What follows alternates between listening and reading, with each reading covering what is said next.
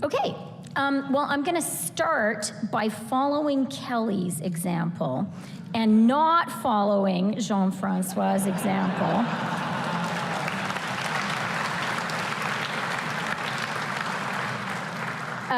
Because I've been married for a long time now, and I would like to continue to be married, so I'm gonna say thank you to my amazing husband.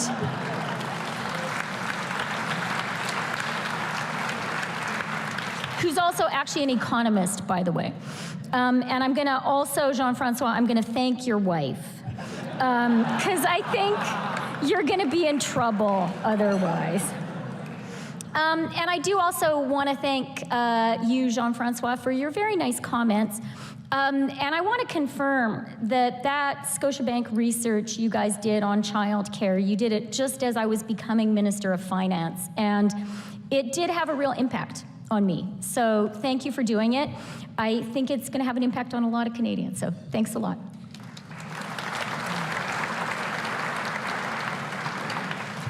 So, it is so wonderful to be here in person. And that's where I want to start today, with how great and how novel it is for us to be here in person and en masse. Because that novelty is a reminder of just how hard the past 2 years have been. Let's remember, a little more than 2 years ago, we were in the throes of the deepest recession since the Great Depression. Our economy had contracted by 17%. 3 million Canadians had lost their jobs, and our government had just deployed wartime spending to prevent a complete collapse. In the aftermath of 2008, our economy remained sluggish for years. The Depression scarred an entire generation. In June of 2020, looking ahead, with history as your guide, you would have been forgiven for expecting the worst yet again. Instead, we've recovered 117% of the jobs that were lost during the darkest months of the pandemic. And that compares to just 96% in the United States. Instead of persistent unemployment, the unemployment rate is today just 5.1%, a record low. Young people, Indigenous peoples, women, and new Canadians have particularly benefited from the strong job market. As Jean-Francois said, not me, him, this is the strongest recovery in the G7. It's the strongest jobs recovery in the G7, and Canada's real GDP is 1.8% above where it was in those awful first weeks. But if the data is so rosy, if the rebound is so strong, and it really is, why don't we feel very good? Why are Canadians so worried? I think everyone here knows the answer. Inflation. Jobs are plentiful, business is booming, but it's also harder for a lot of Canadians to pay their bills at the end of the month. Now, I rode my bike here today, and my aforementioned husband and I are raising 3 kids in downtown Toronto without owning a car. Now, we can do that because there's a subway station barely 200 meters from our front door, and our kids can walk to school. But the house I grew up in Peace River, Alberta, is about 10 miles from town. And I got my driver's license the day I turned 16, as did every other kid in town. I understand keenly that millions of Canadians drive a long way to the store, and that today they will wince when they fill up their tank and when they buy their groceries. And I know that many of them are asking what their government is going to do about it. So that's what I want to talk about here today.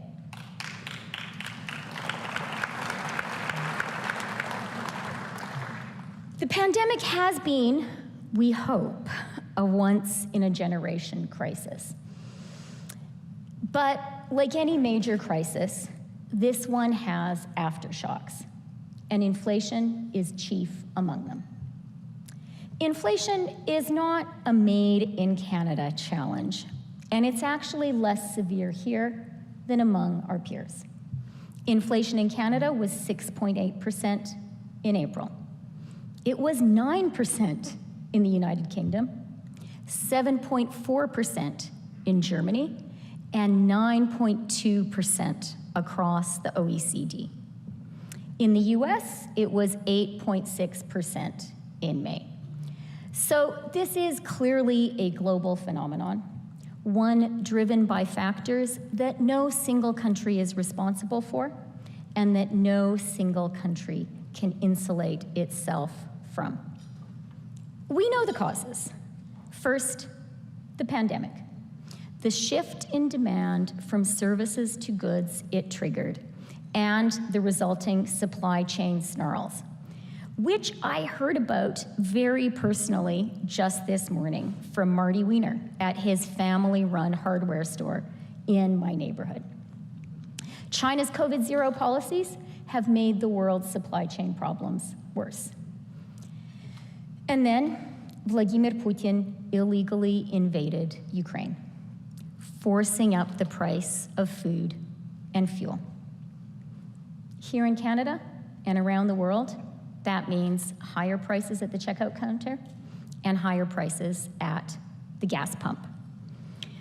Now, Canada doesn't have a say in Beijing's public health measures, and we clearly aren't consulted when the Kremlin makes its war plans. I sure am not. No single country can solve these global problems.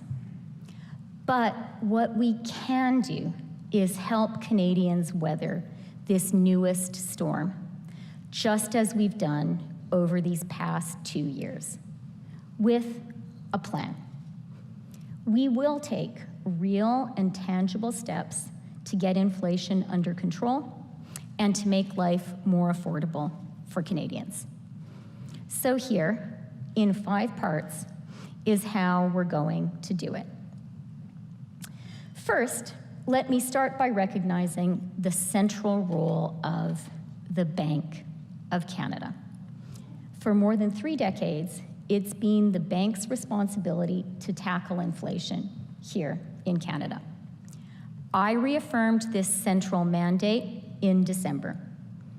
The bank has begun the work of bringing inflation back within target, and it has the tools and the expertise it needs to keep inflation from becoming entrenched. In reaffirming our AAA credit rating after I tabled the April budget, S&P specifically cited the strength of Canada's government institutions as one reason for our exceptional rating.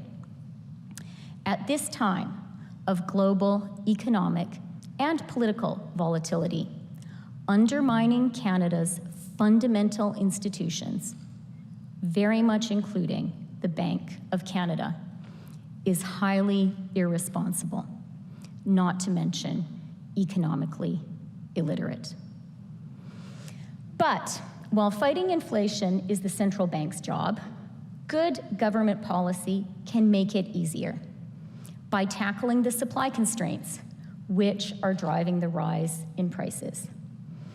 Ce qui m'amène à mon deuxième point. Une pénurie de main-d'œuvre, de travailleurs qui ont les bonnes compétences, entrave les économies industrialisées du monde. Le Canada n'y échappe pas. Résorber cette pénurie était parmi les objectifs fondamentaux de notre budget du mois d'avril. Notre plan pour y arriver s'inscrit dans une série de mesures que Janet Yellen, la secrétaire au Trésor des États-Unis, que j'aurai le plaisir d'accueillir au Canada lundi, désigne comme étant l'économie moderne de l'offre. L'économie moderne de l'offre reprend l'idée fondamentale de l'économie de l'offre, à savoir que l'augmentation de l'offre est essentielle à la croissance, mais préconise une approche progressiste, axée sur les personnes. Elle consiste à investir dans le cœur d'une économie prospère, les gens, les Canadiens. Ainsi, nous investissons dans l'immigration, les compétences, les garderies et le logement. Pour ce qui est d'immigration, j'ai de bonnes nouvelles. À une époque où les grandes économies du monde ont désespérément besoin de travailleurs qualifiés, la population du Canada est celle qui a enregistré la plus forte croissance parmi les pays du G7 depuis 2016. En 2021, nous avons accueilli 405 000 nouveaux résidents permanents, une année record dans notre histoire pour l'accueil de gens. Et nous visons à en attirer 451 000 par année d'ici 2024. Au cours des 6 premiers mois de 2022, nous avons déjà accueilli 204 000 nouveaux résidents permanents. Au moment où l'hostilité a... Oui, c'est bon.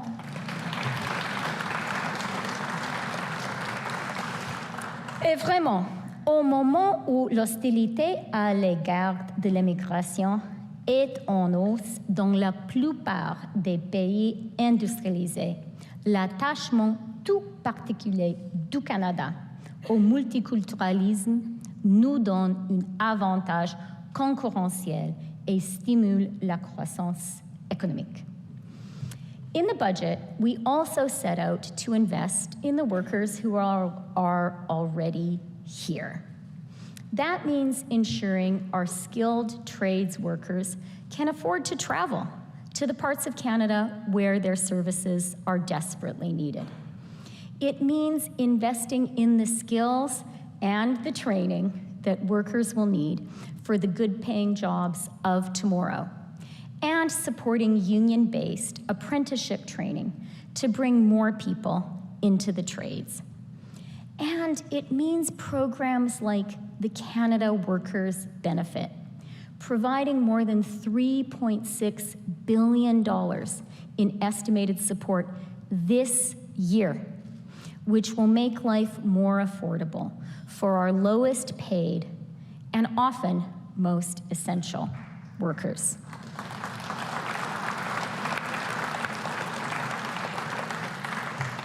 And as we've heard, on childcare, the economic argument is clear. It is economic malpractice to force women to choose between their family and a career.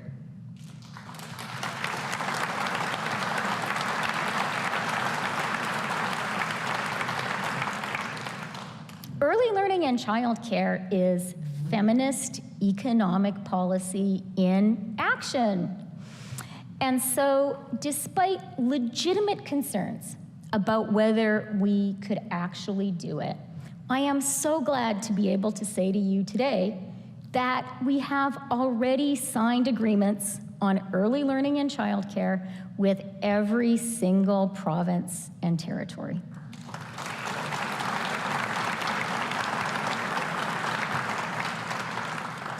And we're building an affordable, universal system of early learning and childcare at precisely the right moment, a time when our economy urgently needs every mother who wants to go to work, provided that she has the comfort of knowing that her children are being well cared for and well taught.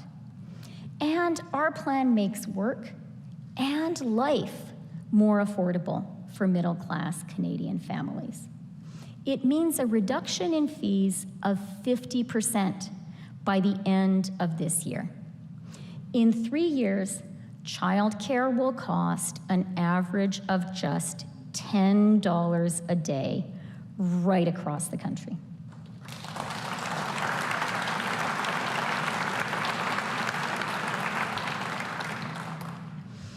As Canada's workforce grows, we will also need more homes. But today, we're just not building them fast enough. The subject, by the way, also of excellent bank research, thank you. That's why perhaps the most significant commitment we made in the budget was to double the number of new homes we will build over the next 10 years. The federal government, provinces and territories, cities and towns, the private sector, and not-for-profits, all working together to build the homes a growing country urgently needs.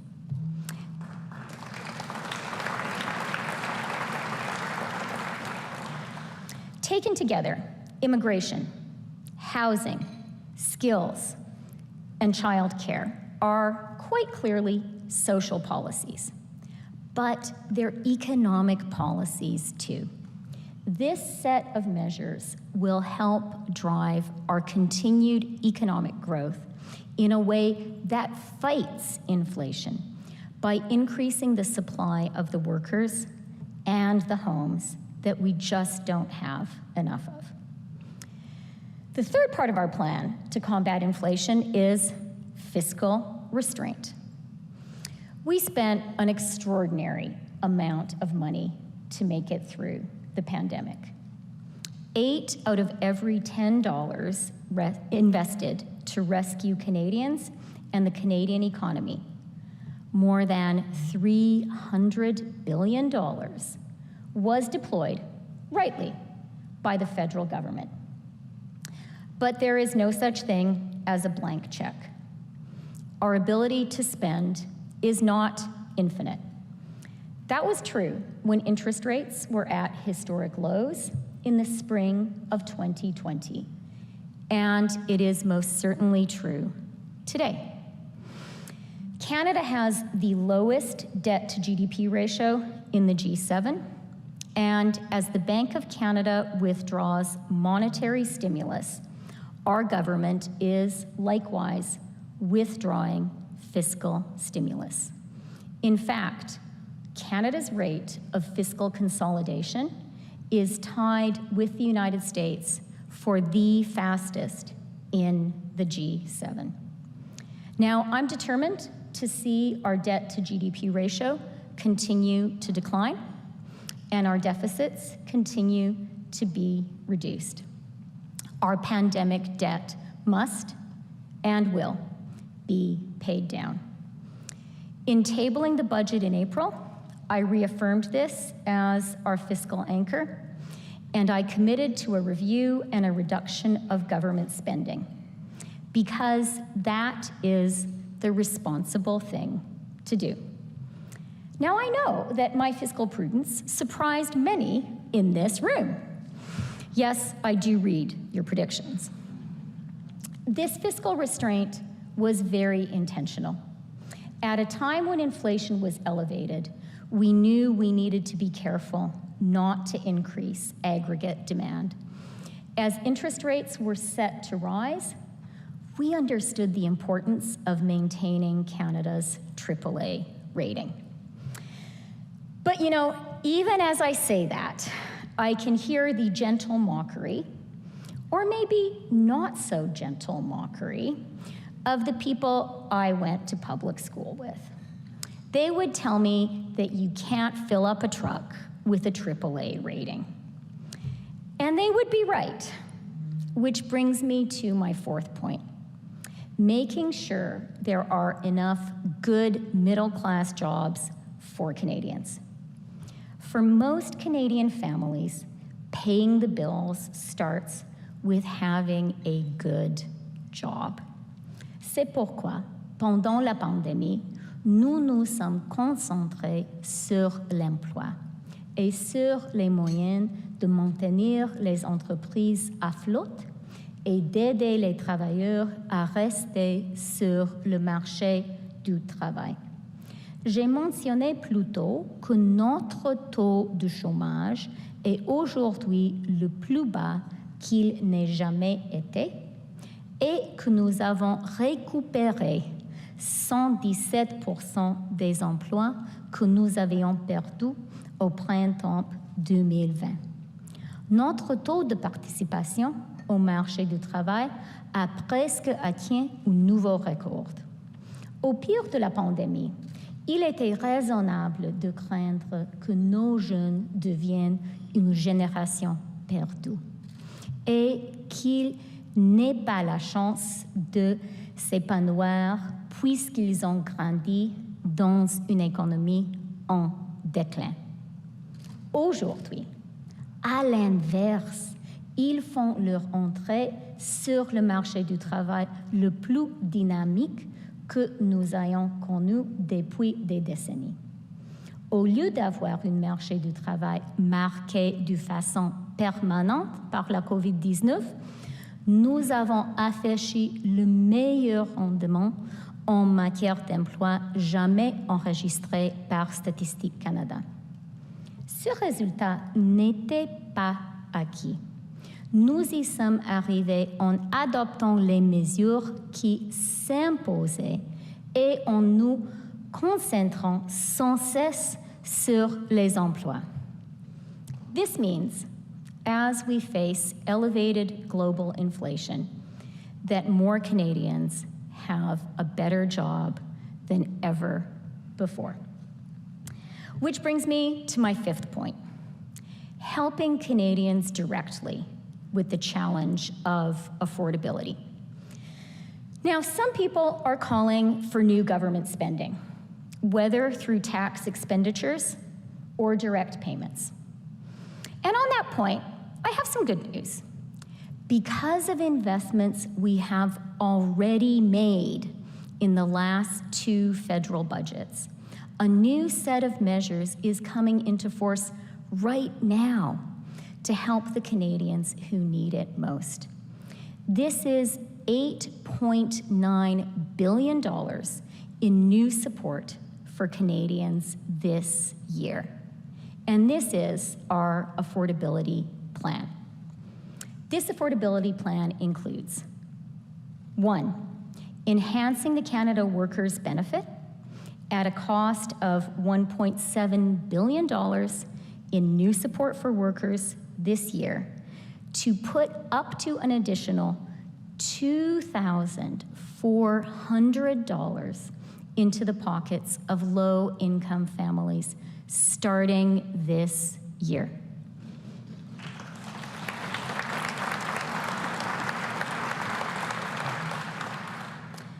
2, a 10% increase to old age security for seniors over 75, which will provide up to $766 more this year for more than 3 million seniors.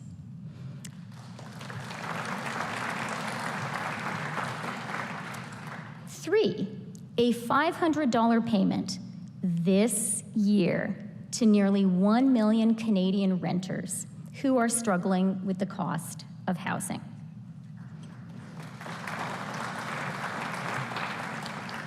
4, as we've discussed, cutting childcare fees by an average of 50% by the end of this year, with savings for a family here in Toronto of up to $6,000 per child.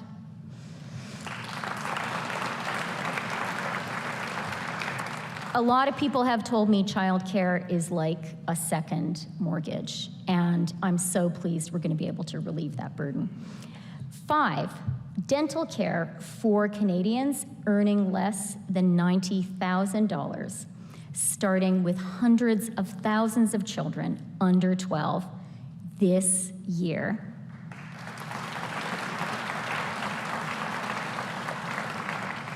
And 6, the indexation to inflation of benefits including the Canada Child Benefit, the GST credit, the Canada Pension Plan, Old Age Security, and the Guaranteed Income Supplement. The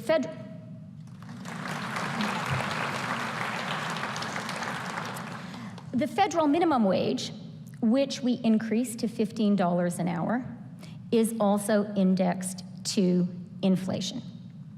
So for a family here in Ontario with an income of $45,000 a year and a child in daycare, this affordability plan could mean about an additional $7,600 above existing benefits, more than 16% of their annual income this fiscal year.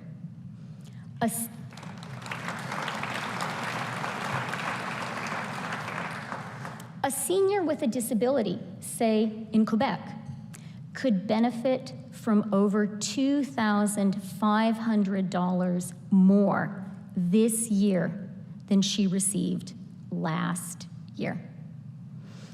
A recent graduate living in Alberta could receive about an additional $1,600 in new and enhanced benefits this year compared to last year.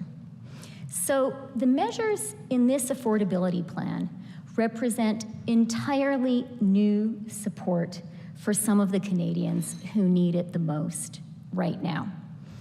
$8.9 billion that they did not receive last year. But I'm at the Empire Club. I would imagine there are some fiscal hawks in the audience. And I want to say to you, fear not. This is new money for the Canadians receiving it this year.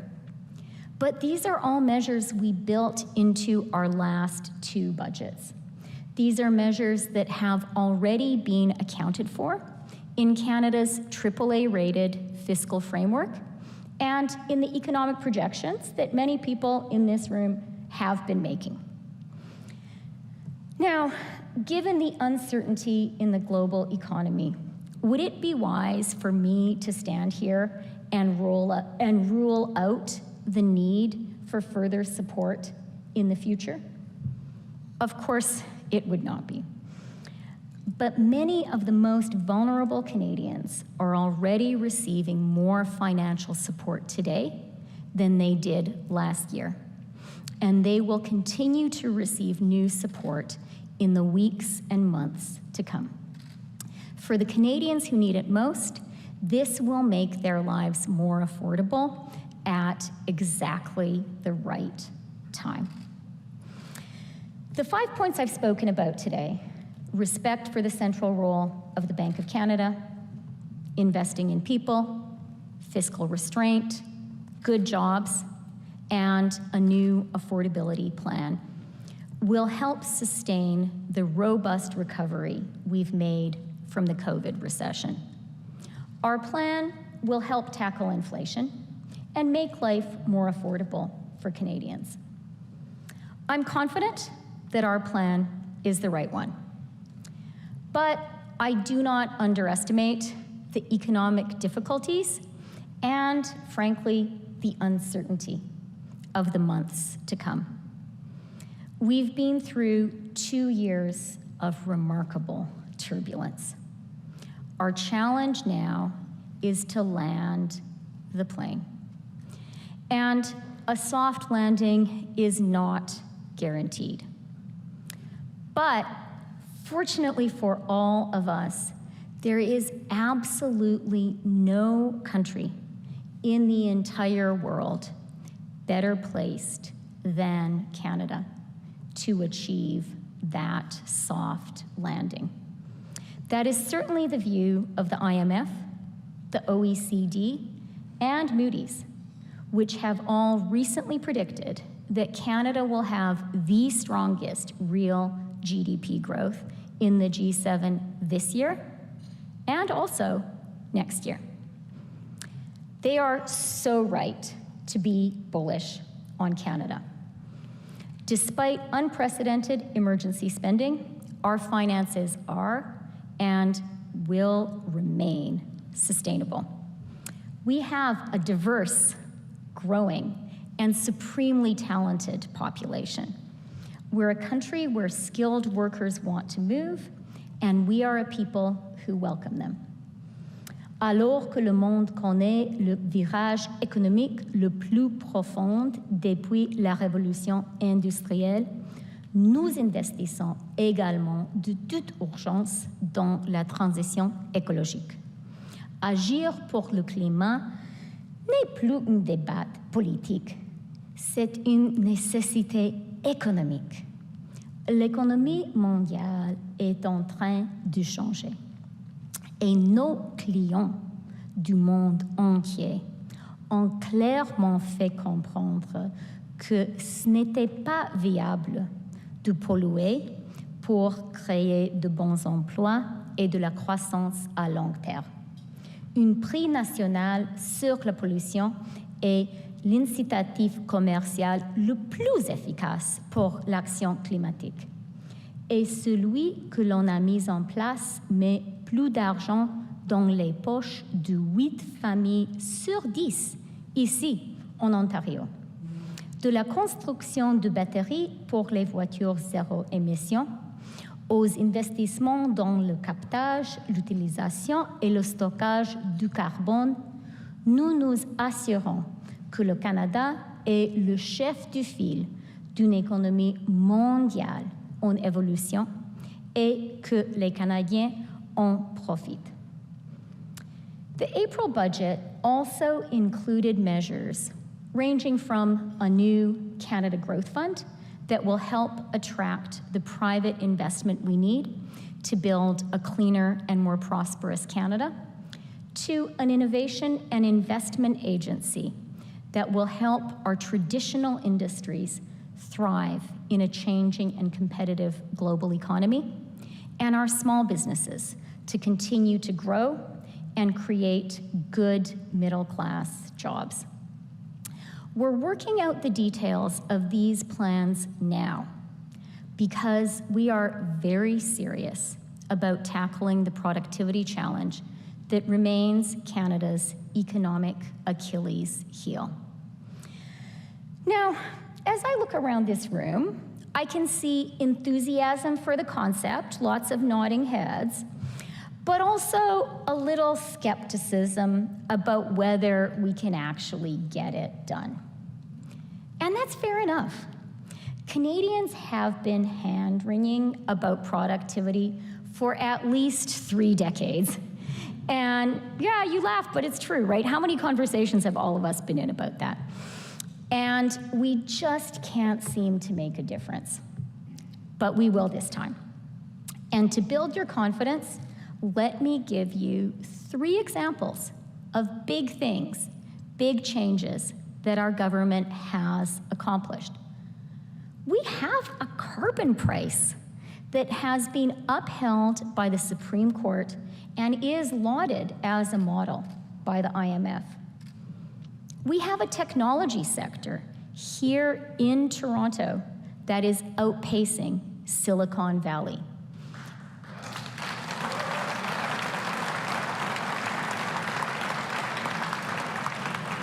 Yeah, we take it for granted now, but it wasn't so long ago that people thought that would be impossible. And we showed them we could do it. And of course, we have a national child care program, something that had been long promised, 50 years of promises, but never delivered. Major change is possible.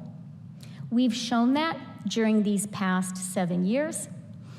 And on productivity, do not doubt our commitment. So, I began by describing the hostile global forces making life harder here in Canada. I'm going to conclude by talking about how a dramatically changing world offers truly historic opportunities for us here in Canada, tomorrow and in the years ahead. The hopeful and entirely open post-Cold War world order that we tried to build starting on November 9th, 1989, the day the Berlin Wall fell.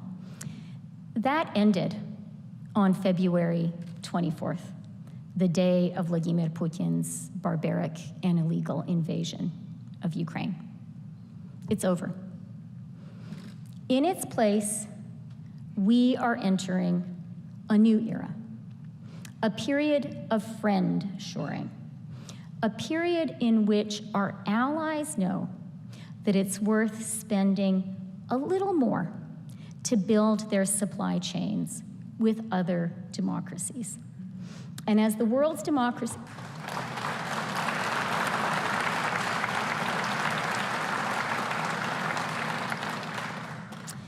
the world's democracies have grown more united in the face of Russia's illegal invasion of Ukraine.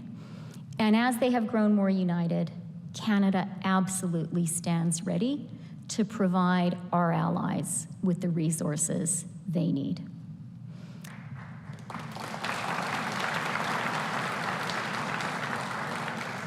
I think it really is our job, and I think we need to do it, and we will. Europe is determined to wean itself from Russian energy, a huge, huge shift. But its people must still heat their homes. These past months have reminded us all that security includes energy security. And Canada is working hard to help provide it for our democratic partners. We have a wealth of the critical minerals and metals that our allies need for everything from phones to electric cars. And our hardworking farmers grow the food that can help feed a world threatened by Putin's blockades. We are the only G7 country with trade deals with each one of our G7 allies. And that is a partnership more important in the days to come than it ever has been.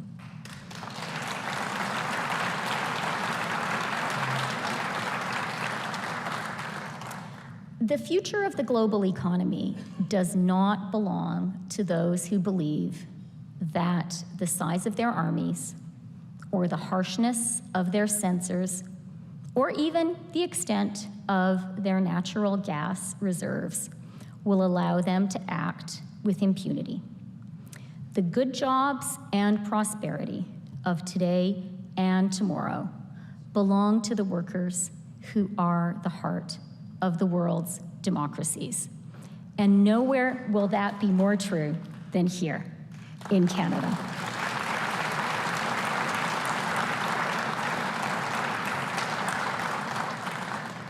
So we know that the road ahead will be bumpy and that we cannot see around every corner. If the past 2 years have taught us anything, it's that we would be naive to expect otherwise. But for all the challenges we face today, Canada remains the best place in the world to live, to work, to raise a family. Ensuring that remains true for our children will continue to be our focus, my focus, in the weeks, months, and years ahead. A Canada where life is more affordable, where everyone can earn a decent living for an honest day's work, and a Canada where nobody gets left behind. Thank you very much. Merci.